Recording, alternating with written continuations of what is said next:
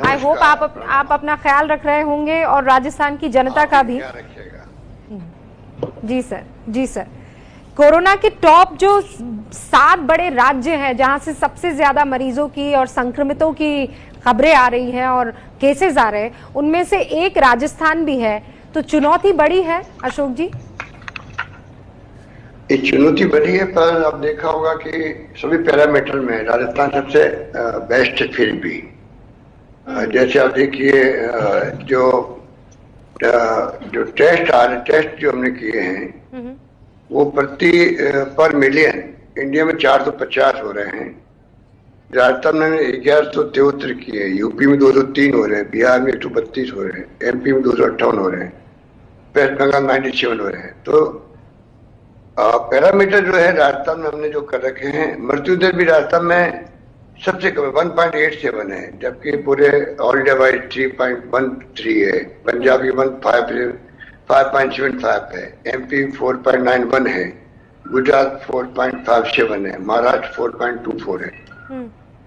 तो कहने का मतलब कि डबल भी हो रहे केस, वो भी इंडिया में हो रहे 9.2 दिन में हो रहे डबल केस। राजस्थान में हो रहे 11 दिन में हो रहे हैं। अच्छा। गुजरात में 5 दिन में हो रहे हैं, बिहार में 6 दिन में हो रहे हैं, महाराष्ट्र में 7 दिन में हो रहे हैं, यूपी में 7 दिन में हो रहे हैं। राजस्थान सब पैरामीटर में मैं समझता हूँ फिर भी जो है ज्यादा बेहतर है। हालांकि केसेस बढ़े हैं, क्योंकि जयपुर में, रामगढ़ में बढ़ने के बाद में जोधपुर में, बीकानेर में, चूरू में, टोंक में काफी केसेस बढ़े। पर हमने जो फॉर्मूला अडॉप्ट कर रखा है उसका बड़ा इम्पैक्ट है। सब जगह बहुत रूटलेसली हम लोग जो भीलवाड़ा मॉडल था उसी को काम ले रहे हैं, और उसका आज भी मैं समझता हूँ बड़ा अच्छा इम्पैक्ट है, और वो आगे काम लेंगे हम लोग। अशोक जी, आज प्रधानमंत्री नरेंद्र मोदी से जब मीटिंग हुई थी, सुनने में ये भी आया, हमारे सोर्सेज, सच्चाई तो आप ही बता सकते हैं, कि माइग्रेशन को लेकर जिस तरीके के कदम राजस्थान सरकार ने उठाए हैं और जिस तरह के कदम आपने उठाए उसकी बाकायदा तारीफ हुई है और उसे एक मॉडल के तौर पर भी देखा गया है। प्रधानमंत्री जी ने जो राजस्थान में नए नए इनिशिएटिव लिए गए उसके बारे में 2 बातें कही। एक तो अच्छे इनिशिएटिव लिए गए राजस्थान के अंदर, और दूसरा मजदूरों के बारे में कहा गया कि उनको जो है उनके काम के घंटे बढ़ा के एक्स्ट्रा पैसा मिले उनको। ऐसे स्थिति में कम मजदूरों में काम चल रहा है, एक निर्णय हमने किया था, उसको भी उन्होंने उसका जिक्र किया और उन्होंने उसका अप्रिशिएट किया। क्योंकि हमने यहाँ पर क्या किया, कर्फ्यू क्षेत्र में भी जो आयुष्मान भारत महात्मा गांधी बीमा योजना है उसका जो डेटाबेस हमारे पास में है, कंप्यूटर में है, आईटी के विभाग के हिसाब से, उसमें हमने पता किया उसमें 60 ईयर से ऊपर उम्र के कौन लोग हैं, तो उनका अलग से उनको चिन्हित करके फोकस किया जा रहा है उनका साइंटिफिक वे से। अच्छा। उसी पर नॉन कोविड बीमारियों के लिए अलग से अस्पताल चिन्हित कर दिए गए, क्योंकि उससे लोगों को कॉन्फिडेंस बना रहे। और 400 मोबाइल वैन लगाई हम लोगों ने पूरे राजस्थान के अंदर, हर ब्लॉक के अंदर, जिससे कि रेगुलर जो बीमार होते हैं उनको कोई तकलीफ नहीं आए। उसी प्रकार से गर्भवती महिलाएं हैं, प्रेग्नेंट औरतें हैं, उनकी पूरी ट्रैकिंग करके उनके लिए अलग से डिलीवरी ढंग से हो, तकलीफ नहीं पाए। अभी 2200 डिलीवरी हुई 1 महीने के अंदर जयपुर के अंदर, पूरी ट्रैकिंग उसकी की गई। निजी अस्पतालों को पाबंद किया गया कि वो टाइमली इलाज करे सबका, प्राइवेट किसी को मना नहीं कर सकते, ये उनको पाबंद किया गया। इस तरह के ही फैसले हमने किए थे। इसलिए उन्होंने कहा कि जैसे हमने फूड प्रोसेसिंग के लिए किसानों के लिए क्या रखा कि 10 हेक्टेयर तक जमीनों में वो खुद अपनी इंडस्ट्री लगाए, कहीं जाने की जरूरत नहीं, ना लैंड यूज चेंज होगा। और इसी प्रकार एमएसएमई जो छोटे उद्योग हैं उनको भी 3 साल से पूछने की जरूरत नहीं, अपना काम शुरू कर सकते। तो जो हमने इनिशिएटिव एक के बाद एक लिए हैं उसको लेके प्रधानमंत्री जी ने कहा कि आपके इनिशिएटिव बहुत शानदार है और मजदूरों के लिए आपने अच्छा फैसला किया, ये बात हुई थी। अशोक जी, इसके लिए आपको हमारी तरफ से भी मुबारकबाद। लेकिन एक बड़ा सवाल ये है कि 3 मई के बाद राजस्थान की क्या रूपरेखा रहने वाली है। राजस्थान के तमाम लोग जो इस वक्त राजस्थान के मुखिया को सुन रहे हैं, क्या रूपरेखा है, आपने क्या प्लान किया है 3 मई के बाद? देखिए, वैसे तो क्योंकि कोरोना को लेके राष्ट्रीय स्तर पर तमाम फैसले हो रहे हैं, उसी गाइडलाइन को सब राज्य फॉलो कर रहे हैं। पर क्योंकि सब राज्यों में अपनी अलग अलग समस्याएं होती है और राज्यों में भी जिलों में अलग अलग प्रोफाइल है, तो राजस्थान भी चाहेगा कि हम अपनी तैयारी कर रहे हैं। 3 तारीख को जो गाइडलाइन आएगी, आधार तो वही होगा, पर साथ में मैं चाहता हूं कि जैसे अभी 20 तारीख को हमने मॉडिफाइड लॉकडाउन शुरू किया, उसके बाद में आपको जान के खुशी होगी कि राजस्थान में करीब 7,000 इकाइयां शुरू हो गई, इंडस्ट्री की हो गई शुरू। करीब 45,000 से 50,000 मजदूर काम पे आ गए वहां पर। इस प्रकार से जो हमने फैसले किए हैं उसका लाभ मिला, दुकानें खुलने लग गई है। और जहाँ हॉटस्पॉट नहीं है वहां पे अलग पॉलिसी होगी। हॉटस्पॉट पॉलिसी कोई चेंज नहीं होगी, वो पहली तरह के कर्फ्यू है, चाहे वहां पर अन्य तरह से हम ट्रैकिंग कर रहे हैं। इकाइयां खुल सकती है, दुकानें खुल सकती है, क्योंकि बिना इकोनॉमी के तो आप कोरोना से लोग नहीं मरेंगे, इतने तो भूख से मर जाएंगे अगर हमने देश की इकोनॉमी का ध्यान नहीं दिया तो इकोनॉमी का ध्यान देना ही बहुत आवश्यक है और कोरोना कंट्रोल करना अति आवश्यक है। तो दोनों संतुलन करके हम लोग फैसले करेंगे। मतलब आप भी फेज वाइज, ये जो आप कह रहे हैं 20 तारीख को मॉडिफाइड लॉकडाउन जो आपने प्रयोग किया है, क्या वो काम कर रहा है? क्या वो उसे हम सक्सेसफुल कह सकते हैं अशोक जी? बिल्कुल बिल्कुल। मैंने कहा कि 288 क्षेत्रों में 7,000 इकाइयों का काम शुरू करना और करीब 45-50 हजार मजदूरों का आना एक मायने रखता है। दुकानें खुल गई है, कई जगहों पर काम धंधे शुरू हो गए हैं, पर एक तो मास्क लगाना अति आवश्यक है, मास्क लगाना अति आवश्यक है। सोशल डिस्टेंसिंग मेंटेन करना ही पड़ेगा। चाहे जो कारखाने खुल गए वहां पे भी वही जो मजदूर जहाँ प्रीमाइसेस में रह पाएंगे वही कहीं चालू हो रही है। ये जो गाइडलाइन है उसको हम पूरी फॉलो करवा रहे हैं, उसके आधार पर हम लोग तमाम फैसले कर रहे हैं। अब अशोक जी, ये जो 3 घंटे की बैठक चली है, इसमें सहमति किस बात को लेकर बनी है?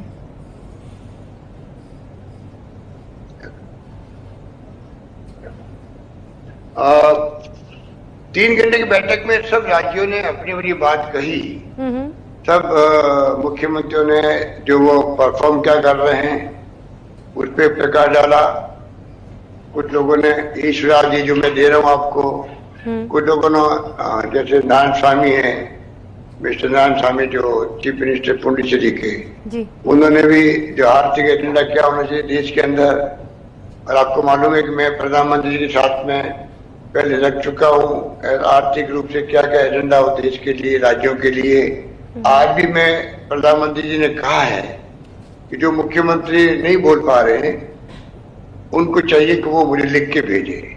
आज ही मैं लिख के भेज रहा हूँ 15 सूत्री कार्यक्रम, जिसके अंदर जो भी हमारी भावनाएं हैं कि कैसे इकोनॉमिक रूप से हम लोग पुनः गाड़ी पटरी पर आए, क्योंकि पूरा कॉलेप्स हो गया है, आपका अर्थव्यवस्था कॉलेप्स हो गई है लॉकडाउन के कारण से। तो हम लोगों ने पहले मांग करी थी किस प्रकार से आप पैकेज दें, राष्ट्रीय स्तर पर पैकेज दें सब राज्यों को, किस प्रकार जो स्टिमुलस पैकेज यूपीए गवर्नमेंट ने दिया था जब सोनिया गांधी जी और डॉक्टर मनमोहन जी थे तब दिया था, स्टिमुलस पैकेज दिया था प्रणब मुखर्जी ने। आज दुनिया के मुल्क जो दे रहे हैं लगातार, अमेरिका, इंग्लैंड, जर्मनी, जापान सब दे रहे हैं, उसके बगैर काम चल नहीं सकता। तो बड़ा स्टिमुलस पैकेज आएगा देश के अंदर। अभी तो 1.7 लाख करोड़ का दिया है भारत सरकार ने, बहुत कम है। उन लोगों ने जीडीपी का 12% से 15% तक पैकेज दिया है इंडस्ट्री को रिवाइव करने के लिए, मजदूरों के लिए, गरीबों के लिए, डेस्टिट्यूट के लिए, एमएसएमई के लिए। तो पूरा पैकेज आए देश के लिए। उसी ढंग से इंटरेस्ट फ्री लोन मिले राज्यों को, लोन की सीमा बढ़ जाए। ऐसे 15 सूत्री कार्यक्रम में बना रहा हूँ, वो मैं लिख के भेज रहा हूँ आज ही प्रधानमंत्री जी को। इस प्रकार से लोगों ने कई सुझाव दिए अपने अपने, वही हुआ है।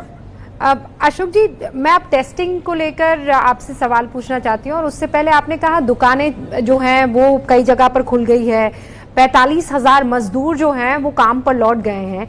तो ये जो केंद्र ने कुछ राज्यों को अनुमति दे दी थी कि दुकान खोल दी जाए, उसमें राजस्थान भी एक है और फैसला ये है कि दुकानें खोल सकते हैं।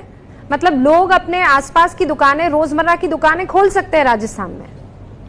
देखिए, बड़े मार्केट की छूट नहीं है, पर जो बिखरी हुई दुकानें हैं, गांव के अंदर है, या जो हॉट स्पॉट नहीं है, उस एरिया में जो दुकानें छिपी हुई दुकानें हैं, उनको लिए खोलने की बात की गई है। उससे काफी रिलीफ मिली है और धीरे धीरे हम और आगे बढ़ेंगे किस प्रकार से वापस गाड़ी लाइन पे आए, पटरी पर आए। तो इस प्रकार से शुरू किया गया। शुरू करने का अच्छा संकेत है। मजदूरों का बड़ा काम हो रहा है। मजदूर जो अटके पड़े थे कैंपों के अंदर, कोटा में हमारे बच्चे करीब 40,000 बच्चे थे जो बहुत कम छोटी उम्र के थे, डिप्रेशन में आ रहे थे। 4-5 बच्चों ने तो आत्महत्या कर ली वहां पर। तो उनके लिए करीब सब राज्यों ने स्वीकार कर लिया है, खाली वेस्ट बंगाल और बिहार बाकी रह गए हैं। तो इस प्रकार से पूरे देश के अंदर बच्चों को भेज दिया गया सब जगह। मजदूर आने लग गए, जाने लग गए हैं, जो बहुत बड़ी समस्या थी देश की, क्योंकि अचानक लॉकडाउन हुआ, उसके कारण लोग सब अटक गए थे। बड़ा इश्यू बन गया था कंट्री में। तो मैं समझता हूँ वो इश्यू भी 5-7 दिन में अब समाप्त हो जाएगा।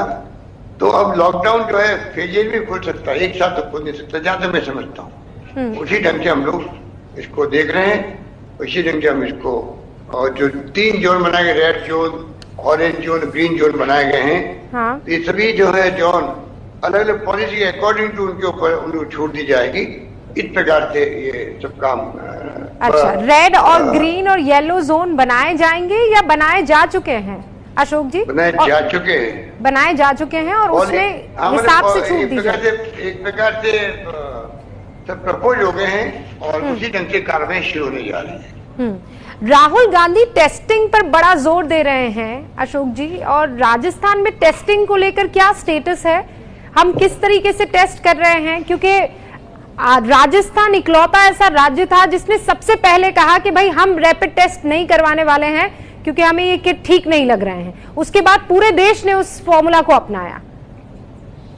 देखिए, ये फॉर्चुनेटली देखिए आप, आज जो स्थिति बनी देश के अंदर कोरोना को लेके, पूरा मुल्क एकजुट हो गया, तमाम राजनीतिक पार्टी एकजुट हो गई, तमाम राज्य सरकारें किसी पार्टी की हो वो तमाम केंद्र के साथ में खड़ी है। विशेष सोनिया गांधी कह रही है कि पूरी पार्टी हमारी प्रधानमंत्री जी आपके साथ रहेंगी।